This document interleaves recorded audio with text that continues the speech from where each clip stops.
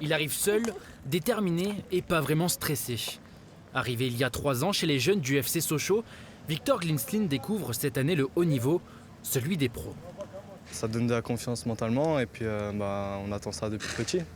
Alors du coup, ça fait plaisir, on prend du plaisir tous les jours, on profite. On essaie de progresser pour gravir les échelons. Pour s'imposer comme titulaire, le chemin est encore long. Difficile à 20 ans de se faire une place dans une équipe de Ligue 2, surtout quand on est buteur. Et pourtant, le talent est là. Pour son premier match amical, 8 petites minutes lui ont suffi pour marquer un triplé, 2 de la tête et un plat du pied. De quoi rassurer son entraîneur. Depuis que je le connais, je trouve que Victor est un très bon buteur, même lorsqu'il est dos au but. C'est un attaquant qui sait jouer entre les défenseurs, qui est en plus puissant et qui sait jouer dans les espaces. C'est un joueur qui trouve facilement le chemin du but. L'histoire d'amour entre Victor et Sochaux a commencé il y a 15 ans. Avant de devenir joueur, il était le premier supporter des Jaunes et Bleus. Une passion transmise par son père, toujours derrière son fils dans les bons comme dans les mauvais moments.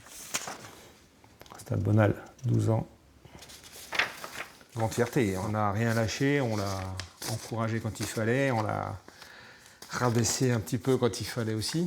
Quand il prenait un peu trop il marquait trop de buts, il fallait dire que ça ne suffisait pas.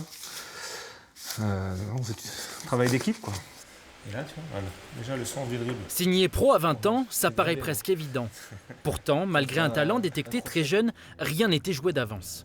Il y a encore quelques années, ce responsable technique régional avait décidé de ne pas parier sur lui. Il est la preuve que, voilà, à force de travail, d'abnégation, on peut arriver à ses fins.